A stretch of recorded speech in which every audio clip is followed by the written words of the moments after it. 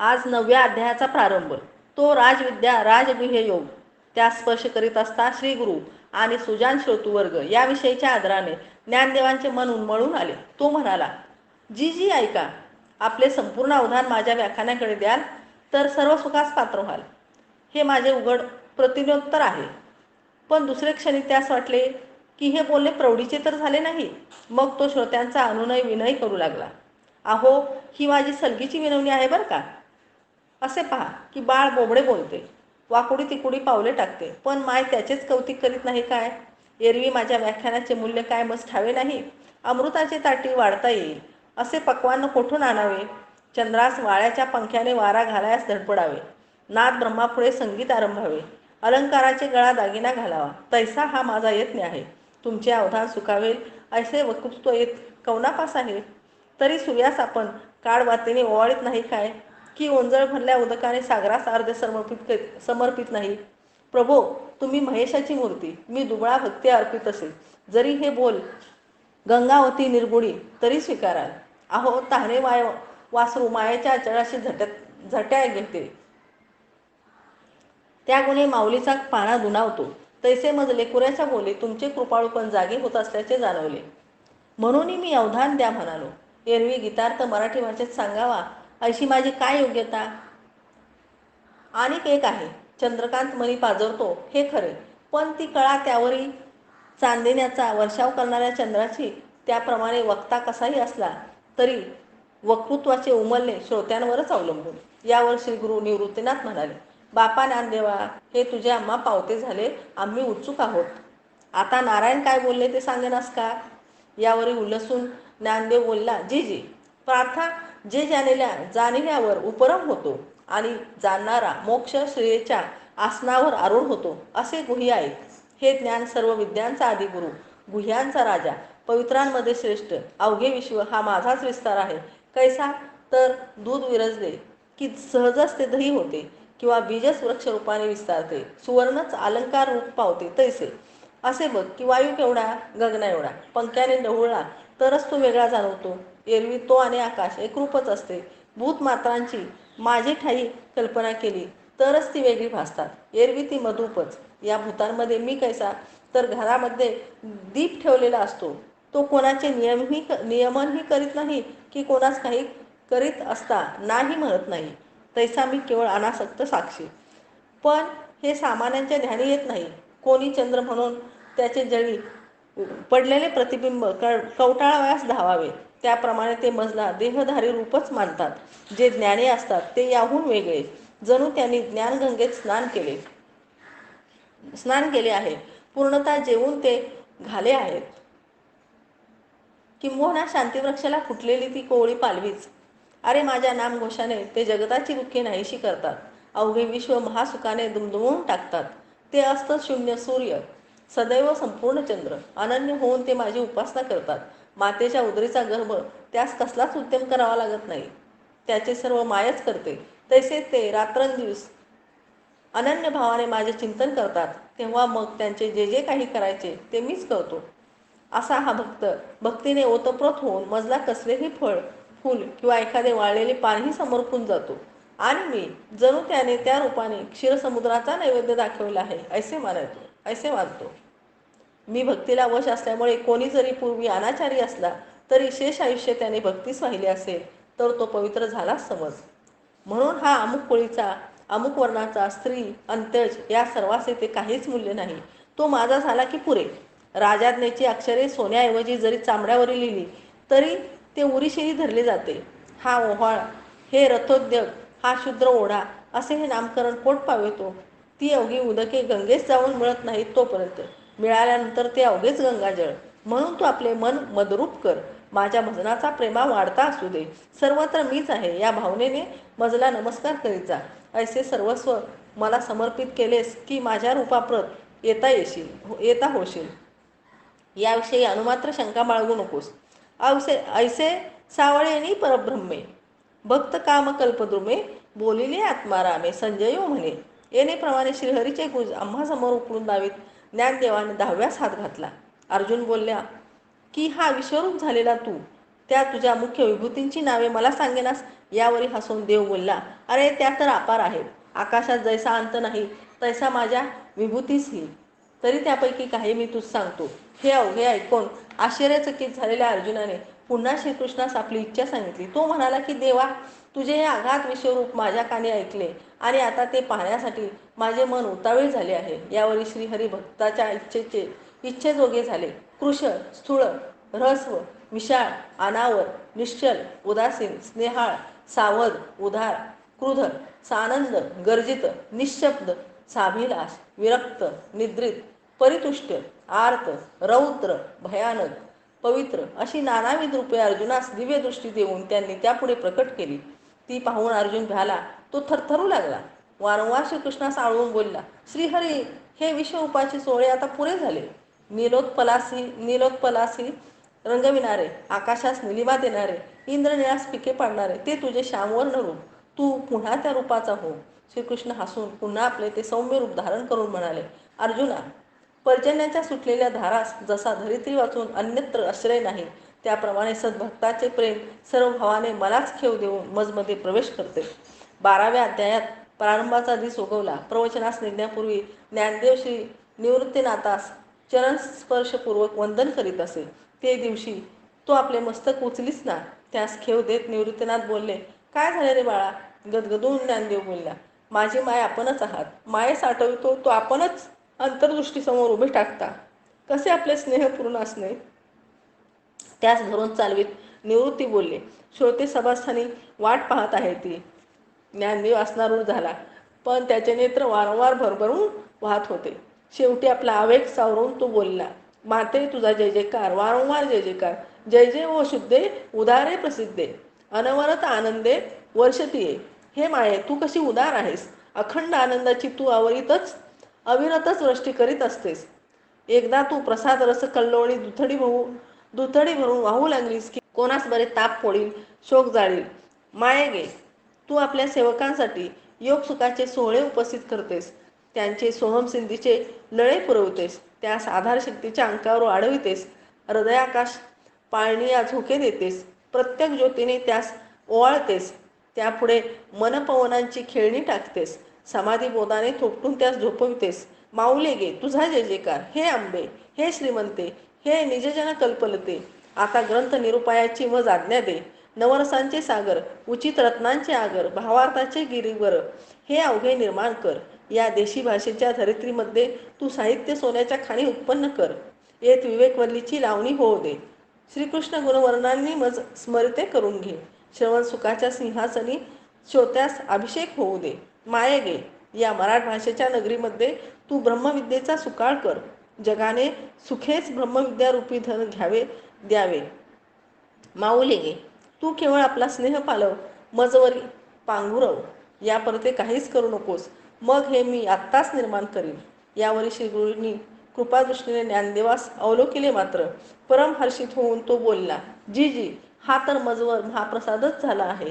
अर्जुनाची शंका अशी की विविध तुझे भक्त व्यक्ताचे उपासक आणि अव्यक्ताची साधना करणारे, यापैकी तया आणि जी भक्ता येरा येरा माझी अनंता, कवने योगू तत्वता जाणीतला सांगा. श्रीहरी म्हणाले, सर्व इंद्रियांच्या समुदायात चित्त मजमध्ये रोवून जे भक्त आपले सर्वस्व मला देऊन टाकतात, त्यास मी श्रेष्ठ प्रतीचे योग मुक्त मानितो. आणि जे सर्वत्र समबुद्धी सोहमसिद्धी प्राप्त करण्यासाठी योगदुर्ग हस्तगत करतात आणि आपले अस्तित्व देऊन त्यासाठी शून्य स्वीकारतात, तेही मलाच पावते होतात. मात्र त्यास अधिक कष्ट भोगावे लागतात. तो या मार्गाने न जावेस. तू बुद्धीच्या निश्चयासह माझे मन माझे स्वाधीन कर. ही दोन्ही मज पोचली की तुला माझी प्राप्ती झालीच. हेही न उमजले तर 8 प्रहरांमध्ये मेजके निमिष माझे ध्यानी देत जा. शरद ऋतूमध्ये सरितांचे जळ जसे उन्हाळू लागते, तसे तुझे चित्त भोगांचा त्याग करून मद्रूप होईल.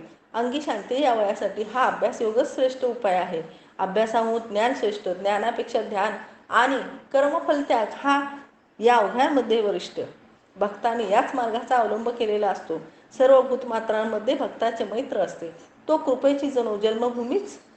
जीव आणि परमात्मा हे दोन्ही त्याच्या हृदयाच्या ऐक्यासनी विराजत असतात. सागराच्या हेलावण्याचे भय जलचरास नसते आणि जलचरांमुळे समुद्रास उबग येत नाही. तैसा तो द्वंद्वापासून मुक्त आणि भयोद्वेग रहित असतो. त्यास आत्मलाभासारखे अधिक गोमटे काहीच नसते. सूर्यास ज्याप्रमाणे रात्रही नाही आणि दिवसही नाही, त्याप्रमाणे या भक्तास काही ओकटेही नाही आणि काही चांगलेही नाही, असा तो केवळ बोधरूप झालेला असतो. दीपाचे का बघेनास, घरच्यास उजेड आणि परक्यास अंधार असे त्याच्या ठाई नाही. ज्याने रोप लाविले आणि ज्याने ते तोडायला घाव घातला, दोघांसही वृक्षापासून छायाच मिळते. पाणी घालणाऱ्यास आणि गाळणाऱ्यास ऊस सारखाच मधुर. अर्जुना, रिपुमित्रांविषयी त्याच्या मनी समान भाव असतो. त्याची बुद्धी अशी स्थिर की अवघे विश्व त्यास आपले घर वाटते. किंबहुना चराचर विश्व तोची झालेला असतो. अशा भक्तांची कथाही जे सांगतात त्यास आम्ही आमचे श्रेष्ठ दैवत्व मानतो. 13व्या अध्यायातील क्षेत्रज्ञ वर्णनानंतर अमानवित्व, अदंभित्व, अहिंसा इत्यादी गुणांचे वर्णन करीत असतात. ज्ञानदेवाच्या वाणीस जणू बहर आला.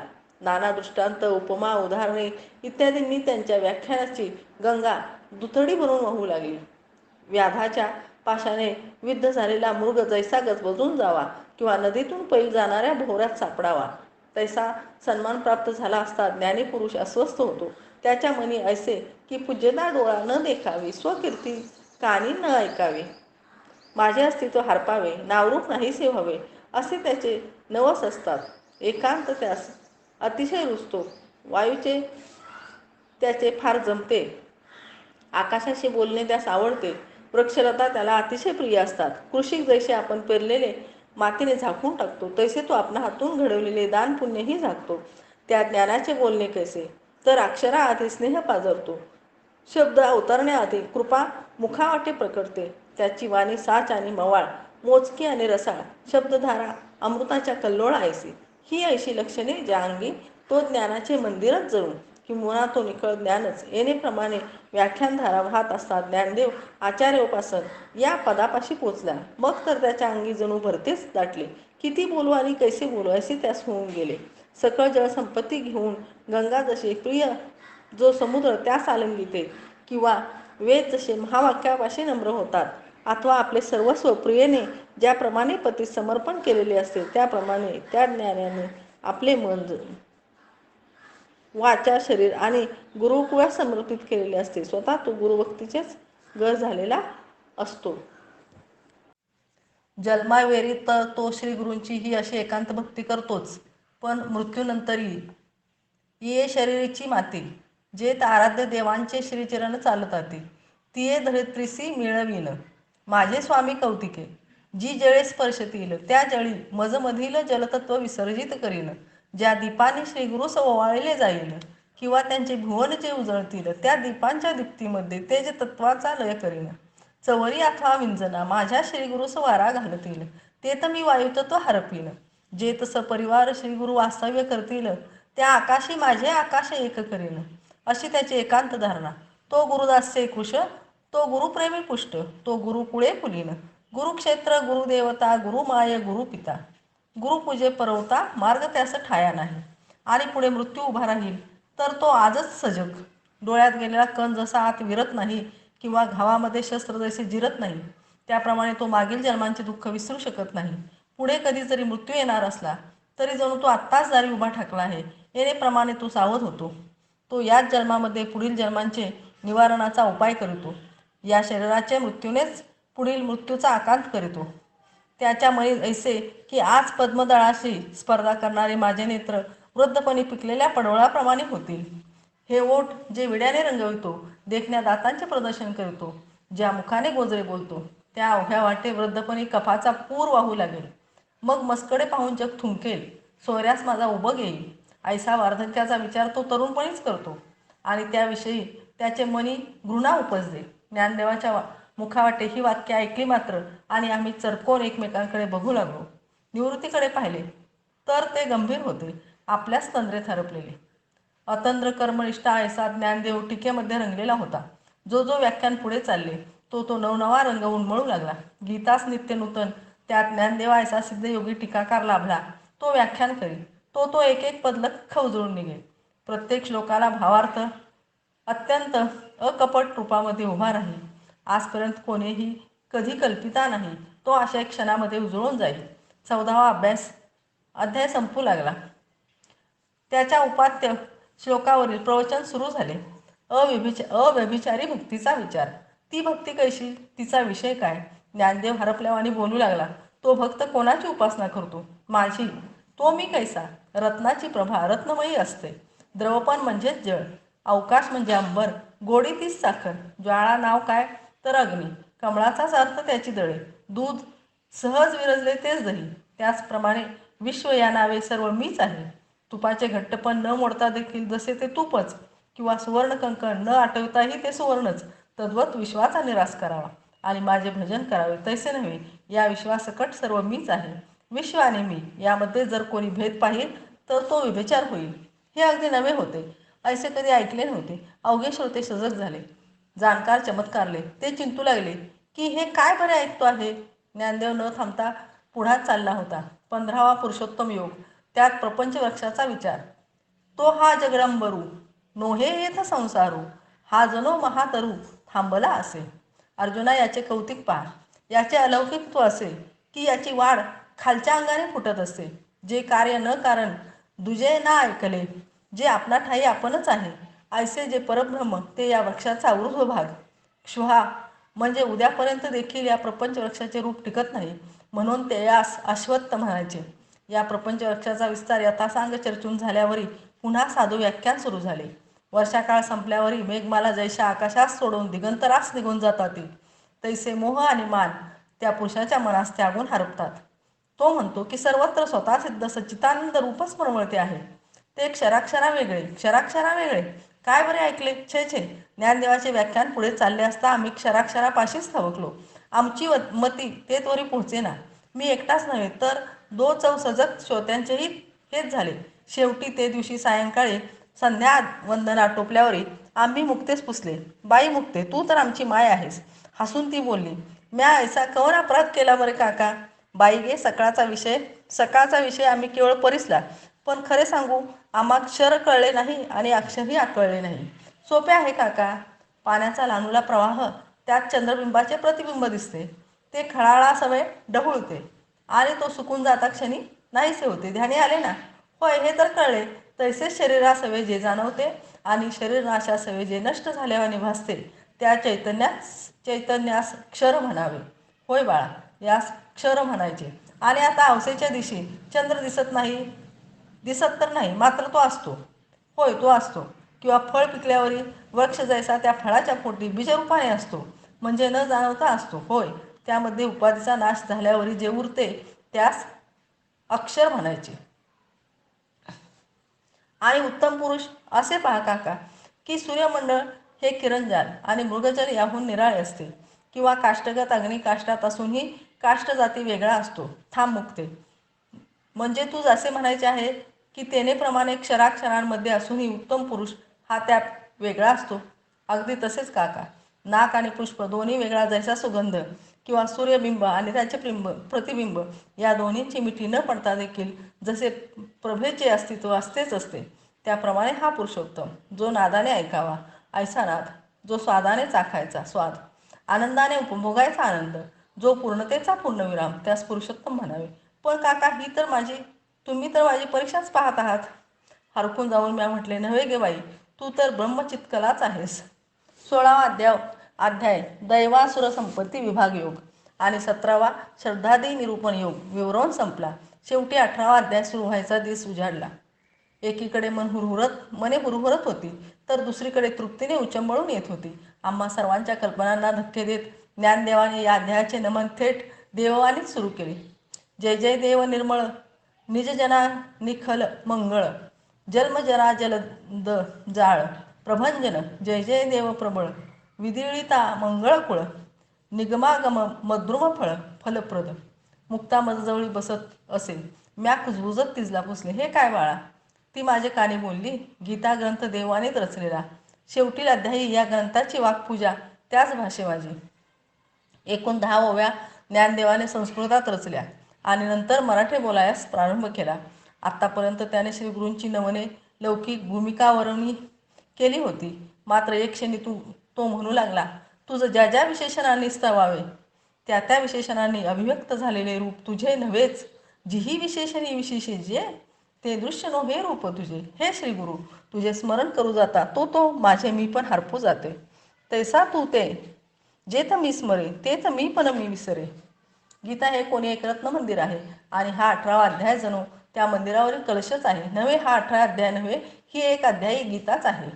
अर्जुनाने त्याग आणि संन्यास याविषयी प्रारंभीच प्रश्न करून हे गीतारूपी भरजरी वस्त्र जणू पुन्हा उलगडायस लावले आहे. यात काय नाही, गीतेमध्ये चर्चिलेले बहुधा सर्व विषय यात संक्षेप रूपे पुन्हा येऊन गेले आहेत. कर्मत्याग, कर्मसन्यास, कर्म, अकर्म, नैमित्तिक, काम्य, त्रिविध त्याग, जन्ममरण परंपरा, कर्माची कारणे, तत्वमसी, महावाक्योपदेश, ज्ञाता, न्याय, ज्ञेय, ज्ञान आणि कर्म करता कार्य या 2 त्रिपुटी, आत्म्याचे अलिप्तत्व, गुण, ज्ञान, कर्म, बुद्धी, सुख यांचे त्रिविधत्व, 4 वर्ण, त्यांची कर्तव्ये, निष्काम कर्म, चतुर्विध भक्ती, ईश्वर शरणागता आणि त्याची प्राप्ती, किंबहुना श्रीकृष्ण आणि अर्जुन यांचा त्याकडे कडोनिकडीच्या युद्धसमयी झालेला स्वैरसंपन्न संवाद, तो व्यासाने श्लोकबद्ध करून करतळी घेऊन हे ऐसा केला. श्री व्यासाने श्रीकृष्णोक्तीला ग्रंथरूप दिले. हे त्यांचे विश्वावरील न वर्णवे ऐसे उपकारच झाले. आणि तो हा ग्रंथ म्या व्यासांच्या चरणखुणा निरखित मराठ भाषेत रचिला. जेत व्यासादिकांच्याही मती प्रवेश करिताना साशंक होता ती, तेत माझी रंकाची बडबडती काय, पण म्या संकोच काय म्हणून करावा. तो सर्वोपकारी समर्थ श्री गुरुनाथ निवृत्तीदेव मजमते प्रवेश करून मज हातून हे करवीत नाहीत काय. श्री गुरूंचा कृपाप्रसाद म्हणून लादलेले हे समाधिधन त्यांनी ग्रंथमिसे मजहाती सोपविले. श्री गुरुचा पुरोहित या नात्याने मी काही उणेपुरे बोललो. तुम्हा संतांनी ते माऊलीपणे सहन केले पाहिजे. किंबहुना खरे सांगायचे तर हे धर्मकीर्तन तुम्हामुळेच सिद्धीस गेले आहे. येत माझे केवळ पाईक पण उरले. आता विश्वात्मक श्री निवृत्तीनाथांनी या वाग ज्ञानाने संतुष्ट व्हावे आणि येणेप्रमाणे तुष्टावून मज पसायदान द्यावे. काय तर खळांची व्यंकटी सांडो, तया सत्कर्मी रती वाढो, भूतान परस्परे जीवांचे मैत्र पडो, दुरितांचे तिमिर जाओ, विश्व स्वधर्म सूर्य पाहो, जो जो प्राणी जात जे वांछील तो ते लाभो. सकल मंगळी वर्षत असलेली ईश्वरनिष्ठांची मांदियाळी सदैव भूताते भेटो. चला कल्पतरूंचे आरव, चेतना चिंतामणीचे गाव, जे पियुषाचे बोलते अर्णव, जे अलांछन चंद्रमे, जे तापहीन मार्तंड, ते सज्जन सदा सर्वाही सोयरे होतो. किंबहुना तिन्ही लोकांनी सर्व सुखाने परिपूर्ण होऊन अखंडित आदिपुरुषास भजावे. आणि एलोकी हा गीता ग्रंथ ज्यांच्या जीवीचे जीवन झालं आहे त्यांनी इहलोक आणि परलोकीच्या भोगांवर विजय प्राप्त करावा, असे हे पसायदान ज्ञानदेवाने मागितले. आणि प्रसन्न होत साचे श्री गुरु ते देते झाले.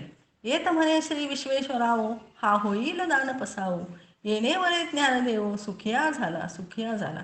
सच्चिदानंद बाबांनी तळी शकाची नोंद केली. शके 12 शते 12 तै टीका केली ज्ञानेश्वरी, सच्चिदानंद बाबा आदरी लेखकू झाला. ग्रंथ समाप्तीचा सोहळा संपवून आम्ही अवघी बाहेरी येतो तो तेथे एक आतर्क्य उपस्थित होते. सजलेला एक हत्ती, भेरी, निशाणे, शंख, मृदुंग, टाळ ऐसी वाद्य घेऊन त्यांचे वादक, पताका, ध्वज, कित्येक घोडे, त्यावरी बसलेले राऊत या वेगळा अपार स्त्री पुरुषांचा समुदाय. उलगडा सच्चिदानंद बाबांनी केला. बोलिले, एवढे धर्मकीर्तन ज्या पुरुष श्रेष्ठाने सिद्धीस नेले त्यास मिरवावे, ऐसा इथे श्रेष्ठींचा मानस आहे. 10-20 थोर श्रेष्ठी अधिकारी ऐसे सच्चिदानंद बाबास पुढे घालून ज्ञानदेवापास गेले. हात जोडून बोलले, एक प्रार्थना आहे, आज्ञा व्हावी. हत्ती आणला आहे, त्यावरी बैसून आपणास गावभरी मिरवावे ऐसा मानस आहे. आम्ही पंचक्रोशीतील अवघे नागरिक, हा आमच्या मनीचा हेत तेवढा आपण पुरवावा. ज्ञानदेवाने मान हलवली. कळवळून श्रेष्ठी बोलवली, ना म्हणू नये, अवघ्या पंचक्रोशीची इच्छा आहे. हसून ज्ञानदेवाने म्हटले, पण हे की निमित्ते. वा, एवढे थोरले ग्रंथकर्तृत्व आपण सिद्धीस नेलेत, ती तर केवळ श्री गुरूंची कृपा. मी तो पुढे ना वाची तरी पण गोमुख तर आपणच होतात. गंभीर होऊन ज्ञानदेव बोलला, आपण टीका एकास उपस्थित होतात काय, तर आमच्या अवघे व्यवसाय एका अंगास सारून 13वा अध्याय तोही ऐकला. आपण ऐकलाच नाही. अमानित्वावरील व्याख्यान ते ऐसे होते, सन्माने जो साकडे, गरिमे ते अंगाकडे येवोची नेदी, पूज्यता डोळा न देखावी, स्वकीर्ती कानी नायकावी. हे व्याख्यान ज्याने अति नम्रपणे प्रसारित केले त्याची आपण सालंकृत हत्तीवरून मिरवणूक काढू इच्छिता काय. ते तत्वज्ञान झाले. व्यवहार वेगळा असतो. आम्ही लौकिकासाठी तरी यावरील ज्ञानदेव डोळे मिटून स्वस्थ बसून राहिला. निराश होऊन अवघे निवृत्तीनाथांकडे गेले. त्याच वेळेला त्यांनी मुक्तेकडे बोट दाखवले. मुक्ता हसून बोलली, आपण शाश्वत मिरवू इच्छिता की अशाश्वत? अशाश्वत काय म्हणून? तर मग ज्ञानदेवी सातेवर घालून मिरवा. आम्ही पंचमहाभूतांच्या पुतळ्यास मिरवून आम्हा पंचमहाभूतांच्या पुतळ्यास मिरवून आपणास काय लाभ? मी आपणास हतोत्साह ना करीत तो ग्रंथ आपण न्यावा आणि आपण आम्ही गीतेचा गौरव मिरवीत आपणा सवे चालू. आणि मग त्या मिरवणुकीचा एकच रंग उसळला. तुळशीपत्रे, फुले, बुक्का यांच्या वर्षावाने अवघी धरित्री सुगंधित झाली. टाळ मृदंगाधिकांच्या नादाने वातावरण कोंदून उठले. 4 प्रहरावरी आम्ही अवघी ज्ञानदेवी घेऊन डुलत चाललेल्या हत्तीमागे चालत होतो. नागरिकांनी ज्ञानदेवाभोवती त्याच्या चरणास स्पर्श करण्यासाठी इतकी दाटे केली की त्यास अगदी गुदमरावयास झाले. सायंकाळी अवघी प्रवरात्री वाळवंटी बैसत होतो. निवृत्तीनाथांनी आळेबळे चिंतनातून जागे होत ज्ञानदेवास जवळ बोलविले. बोलले, भले केलेस रे माझ्या ज्ञानदेवा, मात्र एक राहिले, आज्ञा व्हावी. अरे 14व्या अध्यायी अव्यभिचारी भक्तीचे जे उपास्य त्याचे वर्णन अर्धवट त्यागून तुझं श्लोकार्थी बरोबर पुढे चालावे लागले. तू म्हणाला होतास की विश्व एका अंगास सारून परमात्मा ही कल्पनाच करणे नको. हे विश्व ही परमात्मा रूप आहे, जैसे आहे तैसे. थरथरून ज्ञानदेव बोलला, होय, मग स्पष्ट स्मरते आहे. तो तर नाथपंथीचा सिद्धांत. निवृत्तीनाथ उठून उभे राहिले. दोन्ही हात उंचावून बोलू लागले, होय रे बाळा, हे अवघे विश्व जैसे आहे तैसेच परमात्मा स्वरूप आहे. हा निकराचा शब्द आहे. अरे दृश्यांच्या सृष्टीवरील सृष्टी उन्मळून येवोत. नाना यांचे वेश, नाना आकार, नाना वर्ण, तरीही हे अवघे चिन्मात्रच आहे. ही परिवर्तने ही तर होणारच, कारण चेतना हेच याचे स्वरूप. चेतना कधी स्थिर असते काय? एका क्षणी ही चितशक्ती एक रूप लेते, दुसऱ्या क्षणी ते पारुसे झाले म्हणून ते त्यागून नवे रूप पांघरते. हे दृश्य, दर्शन आणि दृष्टा त्रिपुटी एकरूपच आहे रे बाळा, आणि हाच निकराचा आत्मभाव आहे. जरी आत्मा अवघे विश्वरूप ल्याला असला तरी त्याचे व्याख्यान करीत असता दुसरी रेख काही ओढावी लागत नाही. हा आत्मा दृश्यपणे दिसतो की दृष्ट्याचे सोंग मिरवो, त्या वाचनी दुसरी अंघोळी काही घालावी लागत नाही. हेच अद्वय शांभव वैभव आहे. हीच शांकरी विद्या आहे. हेच रहस्य शिवशक्ती रूपे विलसते आहे. हे अक्षर, हे अनाख्य, आनंद, अज आणि नवल ऐसे की नानाविध रूपे धारण करूनही हे एकलेच आहे. तेव्हा तो हा पवाडा गावास हे अनुभवामृत्वा शब्दरूप करावेस. निवृत्तीनाथास दंडवत घालीत ज्ञानदेवाने म्हटले, जैशी आज्ञा. त्या रात्री ओहरीत पोचल्यावरी म्या ज्ञानदेवास म्हटले, ज्ञानदेवा, तुम्ही अवघी फार वेगाने धावू लागलात. बाबा मज म्हाताऱ्याच्याने काही तुम्हाबरोबर येवत नाही. विस्मयाने मजकडे पाहत ज्ञानदेव बोलला, काका मज उमजले नाही. नाही तर काय, मी माझ्या कुशीत वाढवलेला ज्ञानदेव म्हणून ओळखीत होतो. तोवरी ज्ञानोबा अमुक कर तमुक कर असे सांगताना काही लाज येत नव्हती. पण आता मात्र माझे अंग तुम्हा हातून चोळून घेऊन मी धडधाकट झालो असे जनास सांगता यायचे नाही. लाजेने जीव जाऊ नाही का यायचा? काय तुम्ही हेच म्हणत होतात? आता हेच बघ, ज्ञानदेवीसारखा अद्वितीय ग्रंथाचा निर्माता म्हणून अवघे जग तुझ जाणते. काका, आम्हा लेकरास सोडून पुन्हा कुठे तीर्थयात्रेत जाण्याचा तुमचा मानस दिसतो आहे. डोळ्यातील आसवे कुशीत म्हटले, नाही रे बापा, आता मुठभर माती मजवरी तुझ्याच हाती पडो. मात्र आता हा नूतन ग्रंथ तू लिहिशील, तो ओवीबद्ध करशील, ते शैवांचे परमरहस्य, शैव तत्वज्ञानाचा तो निष्कर्ष. बापा रे, तो आम्हास कैसा कळेल? माझ्या साह्यास धावली मुक्ता. ती बोलली, ज्ञानदादा, जे तुझं ग्रंथबद्ध करायचे आहे ते आम्हा सोपे करून का सांगत नाही? दुसऱ्या दिवसापासून सोपान मुक्ता मी अशी अगदी तांबडे फुटताच पैल एका वृक्षातळी जाऊन बसू लागलो. ज्ञानदेव वक्ता आम्ही तिघे एकांत श्रोते. ज्ञानदेव म्हणाला, तुम्ही श्री गुरूंचे मुखेच ऐकले आहे की जे परमतत्व ते अक्षर, अनाख्येय, आनंद, अज आणि एकल आहे. कोणाचे हे रूप? प्रत्यक्ष श्रीगुरूंचे, निवृत्तीनाथांचे जगतरूप तेच लिहिले आहेत. तरीही एकलेच आहेत. जगताच्या भानामुळे देखील त्यांचे अद्वैत विस्कटले नाही आणि ते अर्धनारी नटेश्वरही आहेत. शिवशक्ती रूप मात्र कोटील शिव आणि कोटील शक्ती हे निवडता येणार. ही दोन्ही जगाची जनके निरुपाधिक आहेत. येत्वरे की एकेकांची एकास देखील उपाधी होत नाही. ही मुळीक आहेत. आरंभापासून ही देवोदेवी एक एका सवे नांदत आहेत. यांच्या घरी ही केवळ दोघे पैकी शिव जेव्हा झोपी जातो तेव्हा दाम्पत्य भावाने शक्तीच जागते. यांचा हा परस्परांशी असलेला मेळ ऐसा काही मधुर की दोघेही या जगतरूपात मावत नाहीत. परमाणूमध्येही हीच व्याप्ती आहे ती. असे पहा की मुक्ते, देवपूजेसाठी तू 2 फुले घेतलीस, त्या दोन्हीचा गंध काय 2 होतो? अर्थातच नाही. रात्री दीप जळतात, 2 दिव्यातील ते जे काय निरनिराळे असतात, आले ध्यानी तैशी ही दोन्ही जर 2 वाटत असली तरी एकच आहे ती. तू शहाणी आहेस मुक्ते. आणि एक सांग की गोडी आणि गुळ, कापूर आणि त्याचा परिमळ दोन्ही मिळून एकच रे ज्ञानदादा. तर वारा आणि त्याची गती भिन्न नाही, सोने आणि त्याची कंती वेगळी करता येणार नाही. शक्ती आणि शिवाचे तैसेच आहे. याही पलीकडचे सांगतो, रात्र आणि दिवस सूर्यापास गेली, दोघे वेगळाली उरतील काय. तशी स्वरूपाच्या ठाई शिवही नाही आणि शक्तीही. या अशा दोघांना मज नमन करणे आहे. ते नमन कैसे असेल, तर स्वर्णमय अलंकाराने सुवर्णास नमन करावे तैसे, लवणाने आपले लवणत्व देऊन त्यासाठी सिंधू पण घ्यावे तैसे माझा अहम देऊन मी शिवशक्ती झालो आहे मुक्ते. हे कोणाच्या कृपेमुळे? श्रीगुरूंच्या. त्यांचे रूप कैसे, तर आपल्या एकलत्वामध्ये सुख लाभेना म्हणून गुरु शिष्य भाव लिहून ते एकत्वच आपला सुगंध घेत आहे. बघ की सूर्याचा अंधकार कधी दिसला होता? दिसला तरी होता काय, तरी त्या तमाचा शत्रू म्हणतातच की नाही. एरवी हे शिष्यत्व आणि गुरुत्व ही दोन्ही लेणी एकटे श्रीगुरूच ल्याले आहेत. कैसे, तर चंद्रपण आणि चांदणे पण ही दोन्ही एकाच चंद्राच्या ठाई असतात तैसे. अशा त्या माझ्या श्रीगुरूला निवृत्ती हे केवळ नाव आहे. हा कोण्या प्रवृत्तीचा निषेध करतो म्हणून निवृत्ती नव्हे. हा स्वयंभ निखळ चक्रवर्ती निवृत्ती आहे. आता बागुलबुवाचा मृत्यू ही कल्पना केवळ बाळासाठी आहे. प्रौढास त्या कल्पनेने सुख किंवा दुःख होते काय? तसे बंधनच अस्तित्वात नाही, मग मोक्ष शब्दास तरी काय अर्थ? अनेकदा हे ज्ञानच बंधनकारक होऊ लागते. हा आमचा अपरोक्ष अनुभव आहे. महादेवाने शिवसूत्रामध्ये तैसे सांगितले, श्रीकृष्णाने गीतेमध्ये ज्ञानाला बंधनकारक म्हटले, पण आम्हास या दोघांच्याही साक्षीची आवश्यकता नाही. हे वाणीचे ऋण आहे. मरणांती देखील हे फिटायचे नाही. पण श्री गुरुस नमस्कार करून मी त्यातून मुक्त झालो आहे. सगळे लख्ख उमजले. ती गोष्ट नव्हे, मात्र एक नवा प्रकाश पडत होता. पुढील दिशेत ज्ञानदेव बोलला, ऐसे पहा काका की कोण्या एकाने दिवे मालवले आणि तो स्वतःही दिसेनासा झाला, तर ते दिवे नाहीत हे कोणाच जाणवेल? तैसे स्वरूपाच्या ठिकाणी असणे नाही आणि नसणेही. हे आणिक एका दृष्टांताने स्पष्ट करतो. निर्जनवनी एक जण झोपला, इतका गाढ की स्वतःचे अस्तित्वही तो विसरला. मग तो आहे म्हणावा की नाही म्हणावा? शुद्ध अस्तित्व हे असे आहे नाही हे बोलणेही ते सहन करू शकत नाही. आता त्या स्वरूपास आपण सच्चिदानंद म्हणतो.